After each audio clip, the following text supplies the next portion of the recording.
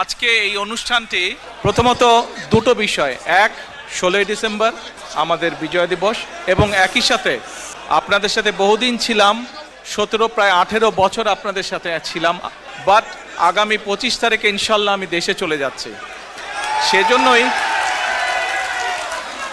সেজন্যই আপনাদের সাথে খুব শান্তভাবে আপনাদের সাথে দুটো কথা বলতে চাই। আপনারা প্রবাসে আছেন, প্রবাসীদের কাছে প্রথমে আমি কৃতজ্ঞতা প্রকাশ করেছি। আমাদের যে স্বৈরাচারের বিরুদ্ধে আন্দোলন, এই আন্দোলনে প্রবাস থেকে বহু প্রবাসী বিভিন্নভাবে সহযোগিতা করেছেন।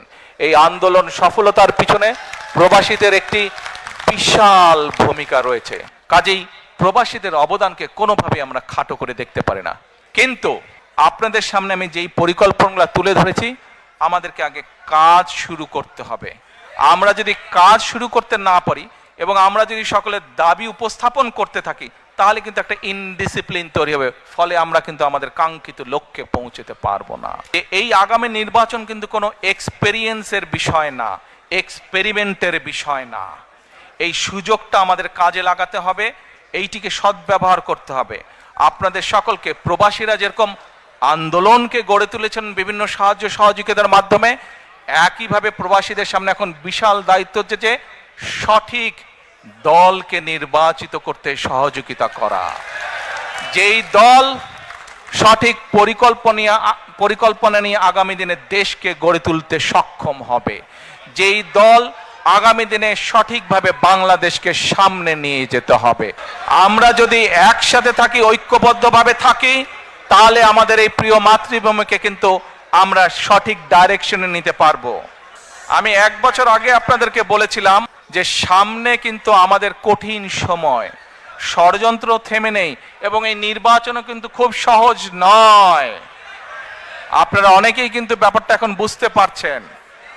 1 বছর আগে যা বলেছিলাম সেটা কিন্তু হচ্ছে এখন। আমি আবারও বলছি, সামনের সময় কিন্তু খুব সুবিধার না। কাজেই সকলকে ঐক্যবদ্ধ থাকতে হবে।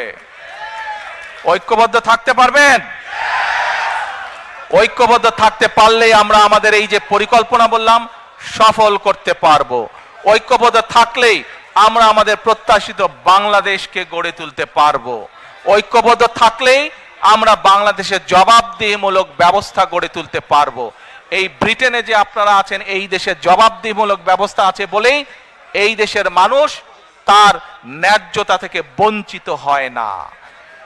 ন্যায্যতা থেকে বঞ্চিত হয় না। বাংলাদেশের মানুষ বহু যুগ ধরে তাদের ন্যায্যতা থেকে বঞ্চিত হয়েছে। কাজে আসুন, বাংলাদেশের মানুষের ন্যায্য অধিকার যদি ফিরিয়ে দিতে হয়, যে কোনো মূল্যে আমাদেরকে কি করতে হবে?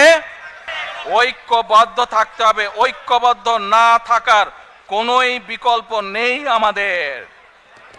United we stand, divided we fall. কাজে এই কথাটি আমাদের সকলকে মনে রাখতে হবে।